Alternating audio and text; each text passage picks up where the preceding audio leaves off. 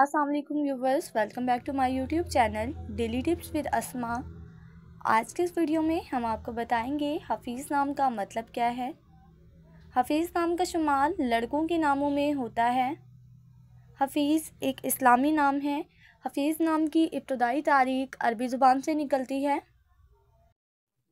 हफीज़ नाम के अफराद के लिए खुशकिस्मत नंबर 8 माना जाता है। माहिरीन के मुताबिक हफीज़ नाम के लड़के बहुत मासूम होते हैं। हफीज़ नाम का मतलब है मुहाफिज, निगहबान। हफीज़ नाम के लड़कों के लिए खुशकिस्मत दिनों में जुम्मा और बुध का दिन शामिल है। हफीज़ नाम के अफराद के लिए मुवाफिक रंगों में सुर्ख, हल्का गुलाबी रंग, नुमा रंग शामिल है। हफीज़ नाम के अफराद के लिए मुवाफिक पत्थरों में नीलम पत्थर शामिल है। खुशकिस्मती वाली धातों में हिंसों के हिसाब से कांसी शामिल है। फ्रेंड्स, अगर आप अपने नाम का मतलब जानना चाहते हैं तो कमेंट बॉक्स में अपना नाम लिखें। इंशाल्लाह हम आपके नाम की वीडियो ज़रूर बनाएंगे। Thanks for watching. अल्लाह हाफिज़।